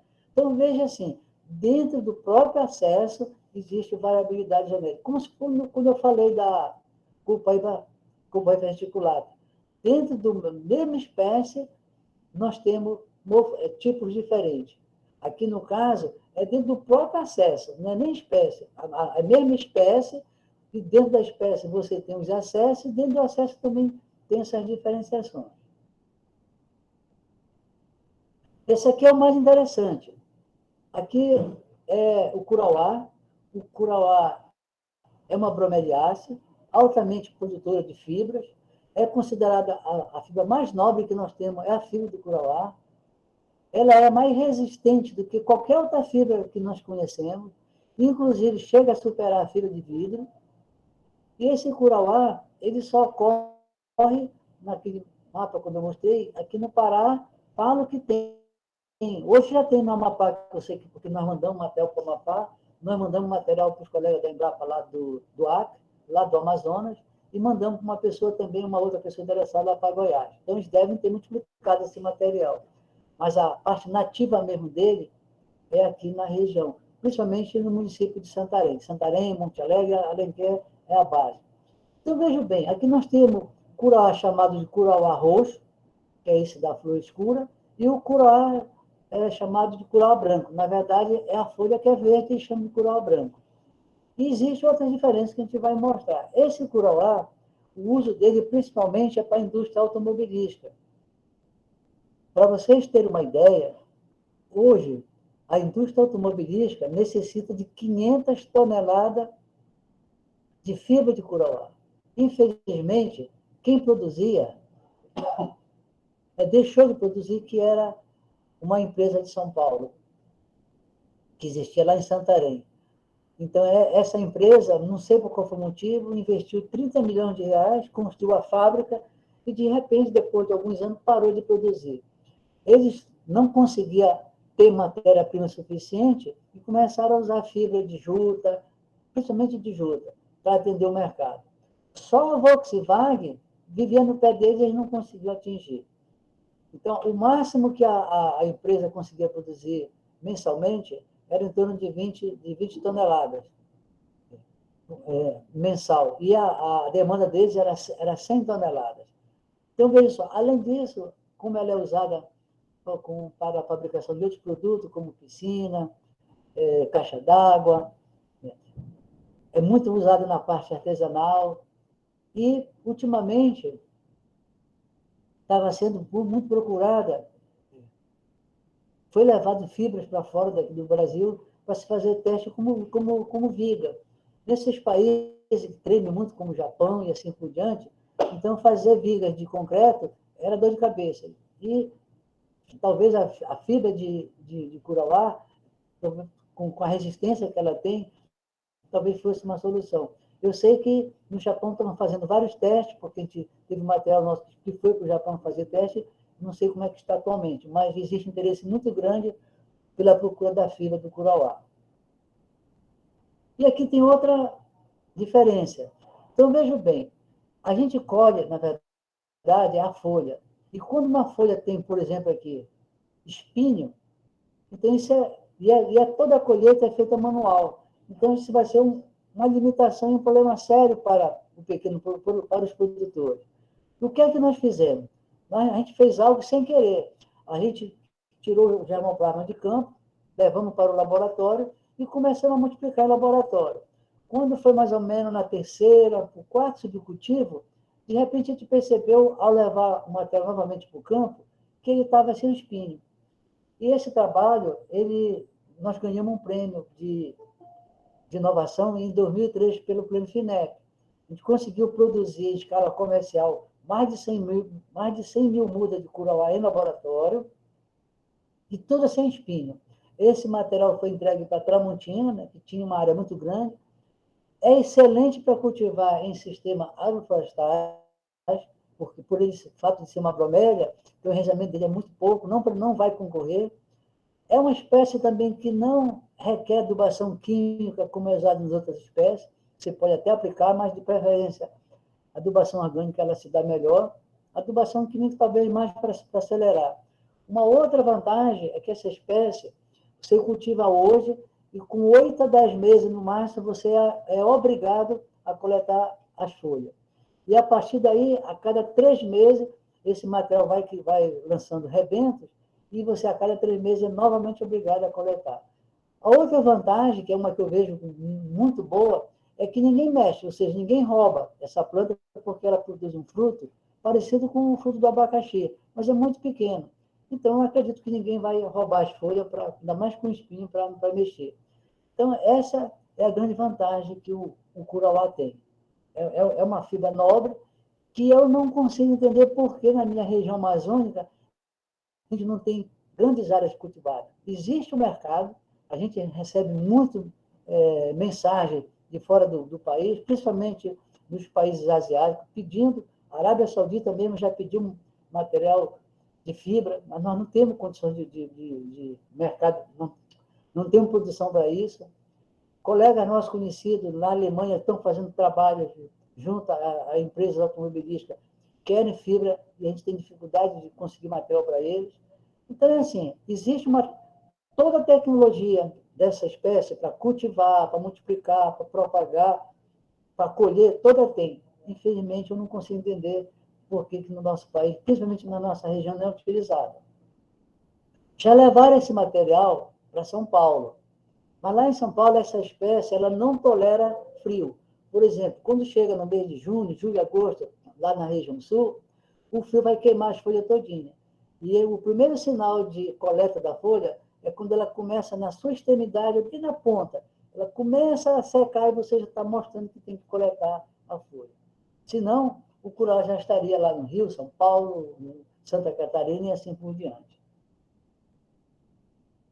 Ainda dentro dos descritores morfológicos, então nós temos aqui, essa numeração são acessos, porque é complicado colocar o nome desses acessos nas placas de identificação, então a gente coloca os nossos códigos aqui, que 837, eu sei que 837 é proveniente de Rondônia, 836 também é de Rondônia, esse lábia, aqui na direita, ele foi produzido em laboratório. Então, no laboratório, nós levamos um material, não estava identificado, e dentro do laboratório nós multiplicamos ele com características diferentes, vocês observam, só que na parte do limbo já é um material totalmente diferente, mas ele praticamente foi criado dentro de laboratório. Então, nós temos aqui a elíptica, a ovada e a obovada. Novamente, o ápice do limbo, observe a diferença, né? Então, isso já é uma característica que diferencia um acesso do outro. Mas, de modo geral, os principais descritores eles são agrupados, no caso das plantas, na altura, na forma, o hábito de crescimento e a ramificação. Aqui é um exemplo de palmeira, no caso, açaizeiro. Na folha, a forma, largura, comprimento, cor, tipo de borda e nervura e assim por diante. Na flor, a forma, cor, tipo do cálice. No fruto, forma, cor, volume e número de semente. E na semente, tamanho, forma e cor. Para vocês terem uma ideia, existem várias dissertações e teses em cada um desses descritores, principalmente quando é flor, fruto e semente. Então, com o jaborandi, nós temos uma dissertação e tese que foi desenvolvida lá em Lavras, com fruto e semente do jaborandi. Outras espécies, eu sei que minhas colegas que trabalham com açaizeiro, então já foi feito várias teses de trabalho científico com flor e folha. Então, esses são os mais utilizados. E assim depende, logicamente, de cada espécie. Mas, de modo geral, esses são os principais descritores que são utilizados com as plantas. A caracterização de cultivares feita por descritores morfológicos continua sendo predominante e importante, mas suas limitações têm gerado a necessidade de buscas de outras alternativas. E quais seriam essas outras alternativas? Aí vem o descritor anatômico, são aqueles ligados diretamente com as estruturas internas, como as células e os tecidos feitos. E hoje, com a técnica usada, esse material todo ele é colorido, então facilita. Nós temos aqui um estudante que fez uma tese com a ipecacuânea, só com a parte anatômica da diferenciação morfológica, muito boa. O descritor fisiológico, também muito usado. Aqui no nosso horto, a gente usa principalmente a fenologia e a frutificação. Então, são aqueles diretamente relacionados às atividades biológicas das plantas, como fenologia, período de floração e frutificação. Isso aqui é muito importante você conhecer. Todo estudante que chega aqui no nosso laboratório diz, olha, botânica e conhecer fenologia. Por quê?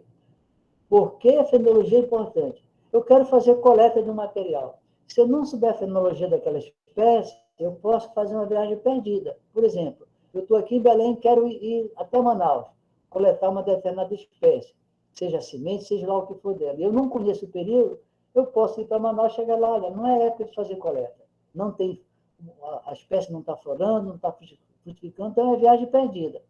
E assim ocorre dentro do próprio estado. A gente mora aqui em Belém, mas a 100, 200 quilômetros, tem outros municípios que os ambientes também são diferentes. Então, é muito importante esse estudo de fenologia. E esse estudo de fenologia, se vocês olharem mais hoje agora na internet, tem muito trabalho publicado já com muita espécie. Então, começou a se valorizar muito essa parte. Principalmente para estudantes de iniciação científica, mesmo de pós-graduação, isso é importante conhecer. Quando realmente eu posso trabalhar com o meu material. Então, independente da espécie, vocês precisam conhecer a fenologia da espécie que vocês estão trabalhando. Tempo de germinação das sementes, isso é muito importante. Tempo de vida das folhas e da planta. Aqui, ela é muito importante quando você quer determinar o sistema de cultivo.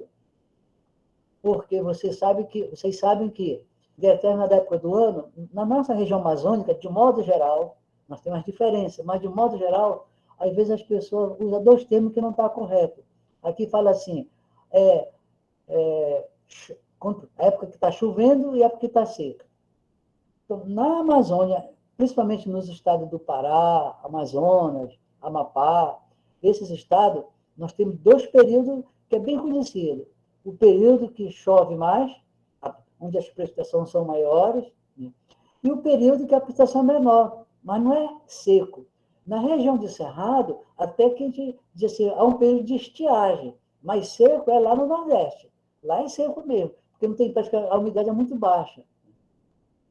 Então, aqui no nosso caso, a gente, no caso do Pará principalmente, a gente sempre, é o inverno amazônico. Não, eu digo, gente, existe aqui um período de maior precipitação, que no caso aqui nosso, varia de janeiro até maio, junho, e um período de menor precipitação, que varia de agosto, setembro e diante. Junho e julho são meses intermediários. Vamos se aproximar agora de junho e julho, então a gente chama de mês intermediário com relação à precipitação pluviométrica. E o outro item, logicamente, a taxa de crescimento do germoplasma que você está trabalhando. Então, vejo bem como o ambiente pode modificar. Aqui é um exemplo da planta de Ipeca cultivada a pleno sol. Isso aqui foi plantado, o acesso ao ICM7, em 17 de abril de 2012. E um outro acesso plantado na mesma data, proveniente do mesmo local. Isso aqui foi matéria de Rondônia. Então, cultivado na sombra. Observe, a Ipeca é uma planta que ela exige sombreamento. Exige umidade, mas na sua parte aérea. Ela não exige umidade na raiz. Na raiz, inclusive, ela pode apodrecer. E observe aqui, ó, mudou o ambiente, inclusive esse material até frutificou. E o meu material, sob sombreamento, ainda não tinha frutificado, tudo com a mesma idade. E sendo sempre o mesmo acesso. Então, veja que o ambiente realmente influencia. No caso da Ipeca, a gente até depois identificou que você cultiva nessas condições, principalmente quem não tem sombreamento natural, tem sombreamento artificial, a gente cultiva e uma semana antes de fazer coleta de raiz, a gente tira o sombreamento artificial e deixa a pleno sol. O que a gente foi identificado? Que o teor de metilcefalina, eles aumentaram. Então, isso foi identificado na Ipeca. Quando ela vive na sombra e eu transfiro, pelo menos por uma semana, deixa ela pegar sol, as substâncias ativas delas aumentam a sua taxa de concentração. Aqui mostrando o fruto. O descritor fisiológico, todas as nossas espécies que a gente tem aqui no horto, a gente faz isso aqui 2, 3 vezes por semana, isso aqui é avaliado. Os bancos de hemoplasma não, é direto. Isso aqui é os dias de frutificação, dia de floração e assim por diante. Então, eu vejo aqui trabalhando com jaborandi. São 3 acessos e observem aqui, ó. Então, por exemplo, o Bonal 3, em janeiro, ele não frutificou. Já o Bonal, o Merck tipo sombra, ele, em fevereiro, tanto florou como frutificou, tanto no mês de fevereiro ocorreu, os 3 acessos chegaram a frutificar. E assim vocês observem, aqui no mês de dezembro, dezembro e janeiro, os 3 acessos não chegaram a frutificar. Só quem frutificou foi o Bonal e o Merck sombra. Já o Carajás não conseguiu frutificar. E vejo também o número de dias, isso aqui são número de dias que estão nesse procedimento.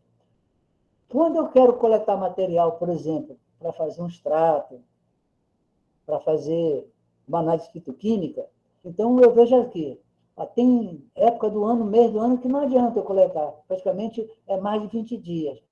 Então eu procuro, mesmo de florando, eu procuro os meses, como no caso aqui, julho, é um mês que a quantidade é abaixo de 10 dias que ele tem esse processo. Então, para todos os acessos do nosso banco, nós temos cerca de 37 acessos de jaborandi, 69 de Ipeca e 58 de Curauá, todos eles são avaliados. A gente sabe o que ocorre com essas plantas o ano todinho, desde de 2001, 2002, mais ou menos, a gente sabe o que acontece. Como com as outras espécies também que nós temos aqui no horto.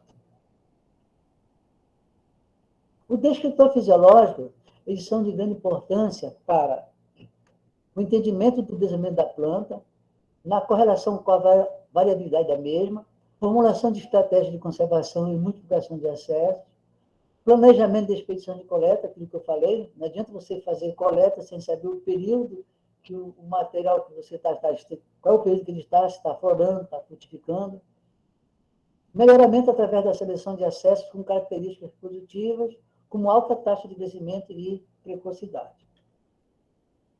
Já no bioquímico, a caracterização bioquímica baseia-se na separação ou diferenciação de acesso, pela presença ou não de determinadas substâncias ou princípios ativos. O uso desse tipo de descritor exige pessoal capacitado, equipamento sofisticado e reagentes caros e importados. E aqui nós temos um exemplo. A imetina, na Ipeca, e a piperina, aqui na erva de jabuti. Então, essa caracterização bioquímica, esse descritivo bioquímico, é justamente para a gente conseguir diferenciar dentro do próprio material ou espécies diferentes. Por que também elas são diferentes? Dentre as técnicas de caracterização bioquímica, nós temos a eletroforese, a cromatografia, que é a década de 80, e os marcadores moleculares, que já é após a década de 90. O descritor molecular. Um descritor molecular pode ser considerado como sendo o resultado obtido de procedimento lógico, matemático, aplicado a informações químicas codificadas através da representação de uma molécula. A caracterização do germoplasma vegetal tem sido beneficiada pelo desenvolvimento e emprego de métodos moleculares que permitem identificar a variação da sequência de DNA e o desenvolvimento e utilização de marcadores moleculares para a detecção de polimorfismo de DNA em plantas foi um dos avanços mais explorados na genética molecular. Vocês, só um minutinho, eu tenho que resolver um problema rapidinho aqui numa outra aparelho que eu tenho que ir da sala, está com uma barulhada danada. Só 2 minutos, por favor, só 2 minutos.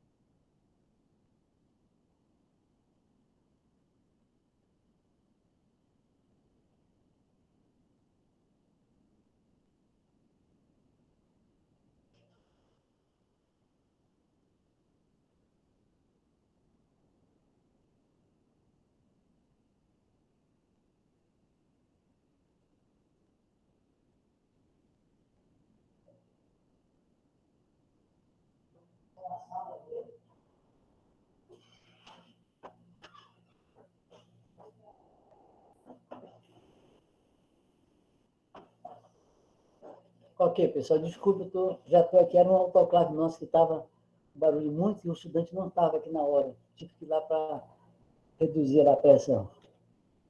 Então, algumas técnicas que recorrem ao uso de marcadores moleculares para identificação e caracterização de diferentes espécies vegetais têm-se os RAPDs, as FLPs, o ISSR e os SSR. Alguns estudos para a identificação de descritores. No caso do açaizeiro, a caracterização de plantas perenes, como açaizeiro, tem sido feita com a utilização de uma lista de descritores botânicos, morfológicos e agronômicos. Nessas coleções, há grande número de acessos para ser caracterizado, além de ser regra, a observação e a mensuração de grande número de caracteres, que na maioria das vezes é obtido sem critério da sua contribuição real para a variabilidade, exigindo emprego de tempo e mão de obra. Esses autores selecionaram descritores morfoagronômicos valiosos na caracterização de germoplasma de açaizeiro. Através disso, é que já foi possível, a Embrapa, esse ano mesmo, acabou de lançar mais um material genético, aliás, desculpa, ano passado lançou um material genético de açaizeiro para cultivo em condições de baixa precipitação. Então, já foram avaliados 28 descritores, sendo 7 em planta, 4 em floração, 6 em frutos, 11 agronômicos e 87 acessos de 21 procedências, pertencentes à coleção de Gemoplasma aqui da Embrapa de Belém. Quanto ao descarte de descritores supérfluos, 6, em torno de 21%, dos descritores não ocasiona perda de informação, e se minimiza custo e dinamiza o manejo de coleção de Gemoplasma dessa palmeira. O que ocorre? Quando você vai fazer caracterização de folha, flor, fruto e semente, às vezes não há necessidade, às vezes até perca de tempo e assim por diante. À medida que a gente vai avaliando, vai caracterizando o material, a gente vai identificando quais são realmente os descritores que vão ser úteis para você poder diferenciar o seu germoplasma. No caso da ipecacuânia, isso também foi um trabalho de tese de um estudante, nós fizemos foi necessário esses 10 caracteres morfológicos foram suficientes para conseguir diferenciar o germoplasma. Número de nós, largura da folha, altura da planta, altura da primeira ramificação, comprimento do pecíolo, forma foliar, base foliar, cor da folha apical, cor do pecíolo, cor da nervura foliar. Então, veja bem, tudo foi morfológico. A gente nem precisou usar fitoquímico, nem molecular. Embora nós já fizemos também esse trabalho na parte fitoquímica com relação às duas substâncias principais e a parte molecular. Então, aqui é um dendrograma também que foi usado, no caso da IPECA, com 17 acessos. E, através disso aqui, é possível você começar a ver a dissimilaridade que ocorre entre esse material. Um outro exemplo, aqui já foi usado o método de Touchet, porque tem vários métodos. Então, às vezes, cada método, dependendo da espécie, a gente vai usando um método mais acessível. E aqui, esses métodos que nós estamos usando aqui na Embrapa de Belém têm sido muito eficientes. Esse estudo, ele caracterizou e avaliou a variabilidade morfológica de IPECA, identificou e agrupou os descritores com menor e maior contribuição.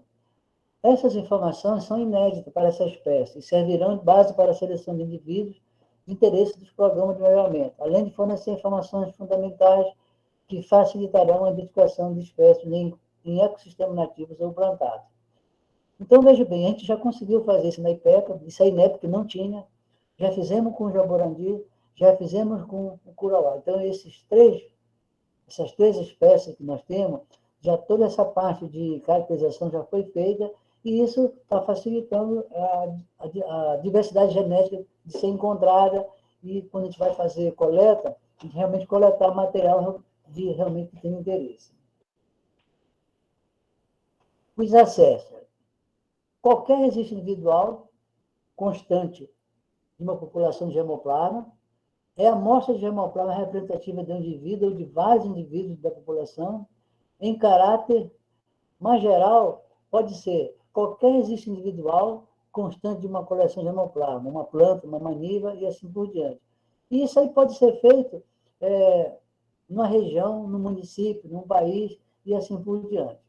Os acessos podem ser apresentados por diferentes localidades, como país, estado ou cidade, ou ainda variedades melhoradas ou não, ou ainda espécies domesticadas ou selvagens, ou ainda também, como eu falei ainda há pouco, no caso específico do jaborandi, quando você tem uma área muito grande cultivada, e ali você tem que fazer as suas amostras para poder você fazer uma avaliação e caracterização bem melhor. Esse IPL aqui traz a segurança jurídica necessária ao afirmar que acesso é a utilização de amostra de patrimônio genético para execução de atividade de pesquisa ou desenvolvimento. Então, aqui um exemplo clássico, né? Curauá tipo roxo, curauá tipo branco. Nós já estamos preparando material, se não foi esse ano, no próximo ano a gente vai lançar esse curauá tipo roxo aqui. Já é um material sem espinho, altamente adaptável e para ser usado não só isoladamente, como em cultivo em sistema agroflorestais. Observe que tem o tipo branco, eles chamam de branco, mas na verdade a folha é verde, e também a mesma coisa com a IPECA. Nós temos já 6 materiais selecionados, vamos lançar ainda esse ano um germoplasma de IPECA procedente lá de 2 materiais, um de Rondônia e de Mato Grosso, com alto teor de emetina e cefalina. Então, isso para a indústria farmacêutica é imprescindível, saber qual é realmente a procedência e qual é o teor das substâncias ativas que ela tem, as principais, logicamente. No caso, emetina e cefalina. Aqui mais um exemplo dos bairros do Jaborandi que nós temos e grato por vocês ficarem até esse momento conosco.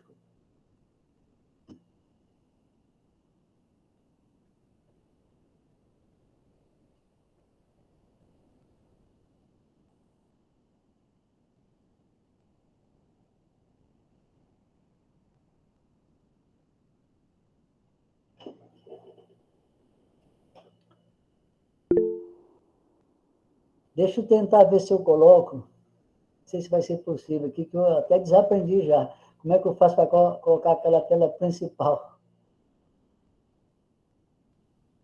Bem, vamos assim mesmo. Agora está aberto a perguntas, vocês podem ficar à vontade. Primeiramente, vocês estão me ouvindo, não estão? Sim, professor. Estamos ouvindo bem. Professor, tá ok.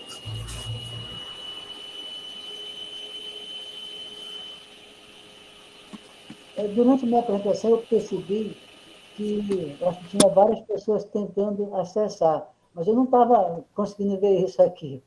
Aí me desculpe se teve alguém tentando acessar e não conseguiu. Mas se realmente aconteceu isso, não será prejudicado. É só entrar. Esse tipo de pessoa pode mandar diretamente a sua resenha de um artigo, diretamente para mim, que a gente vai aceitar. Então, vamos lá as perguntas. Bom dia, professor. Bom dia.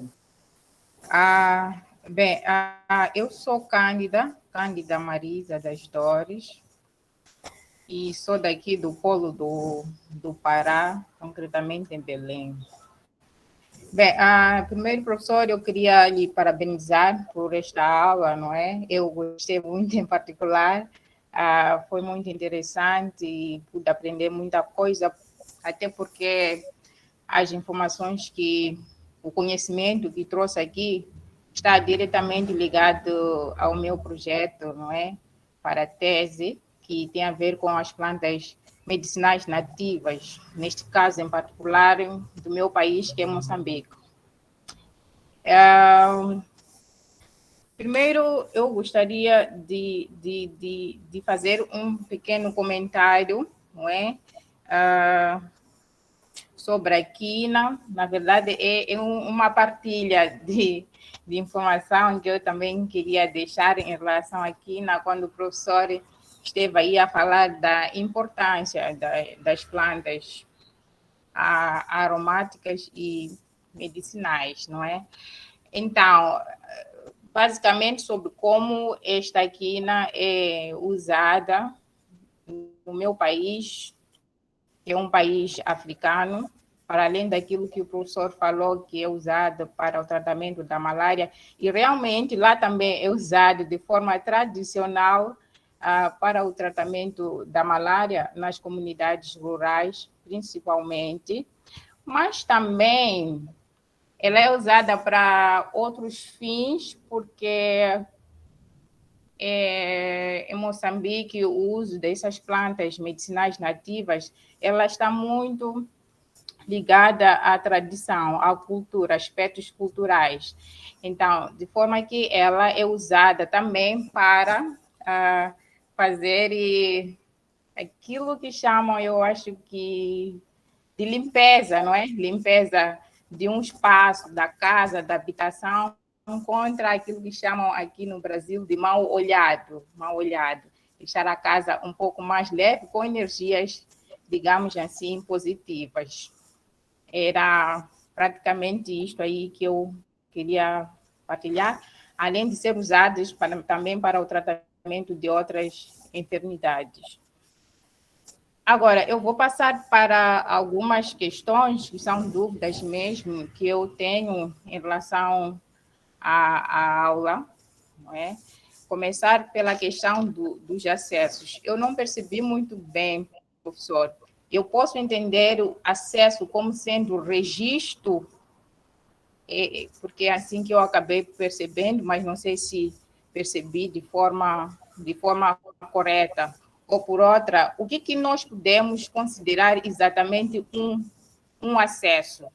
porque aí vem números 800 e tal. Então, quando é que nós consideramos um acesso ou dois acessos?